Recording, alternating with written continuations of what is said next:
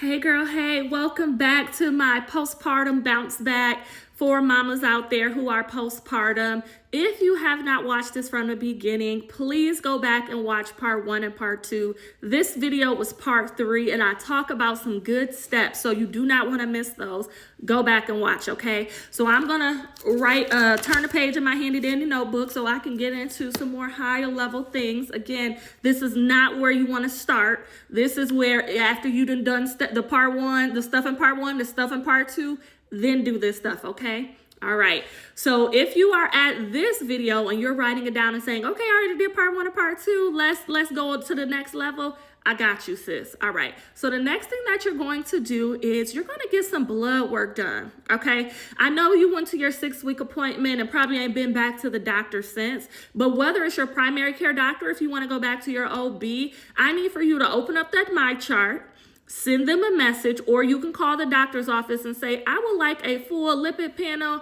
I would like a full metabolic panel. I would like my urine tested, my blood drawn, just to see if there's anything going on with like my cholesterol, my glucose, my hemoglobin A1C. And I want you to get your thyroid levels checked. I want you to get your thyroid levels checked. As a woman who was diagnosed with thyroid stuff back when I had a couple of miscarriages back in 2022, they went undiagnosed. I didn't know why I was tired and having those miscarriages, my weight fluctuating. I never had an issue with weight or releasing weight or gaining weight or anything like that. Turns to find out my immune system was attacking my thyroid. Okay. And so right now I am struggling with releasing the baby weight, but there's hacks for that. And I'll get into that in a later video, but I want you to get your blood work done so you can see what you're working with postpartum. All right. The next thing that I want you to do is start thinking about eating in a caloric deficit. Again, I don't want you starting here in part 3. I want you to already be walking a little bit. Okay, your limbs are warmed up, your joints are warmed up, right? You've already got into the habit of switching out a bad choice with a good choice, right?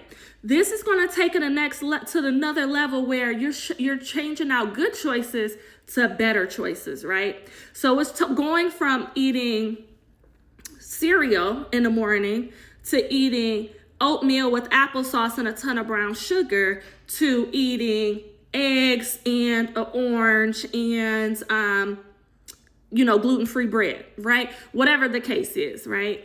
I want you to start eating in a caloric deficit. That means you have to document your weight. You can go online into a caloric calculator, document your weight, your height, your age, okay?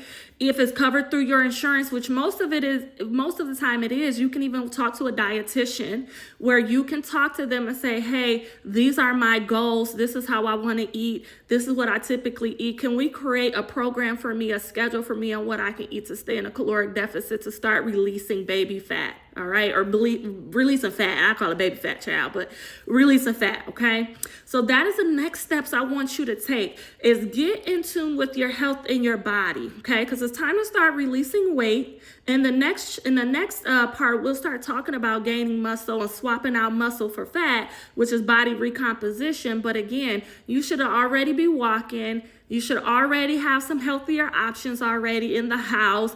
You should already have some of these things going before you jump right into this. Because again, we're trying to do this with grace, with ease, and not with overwhelm, especially if you are a 36-year-old woman that just had a baby. Girl, the amount it took for me to bounce back compared to when I was 20 and had my first child, girl, please.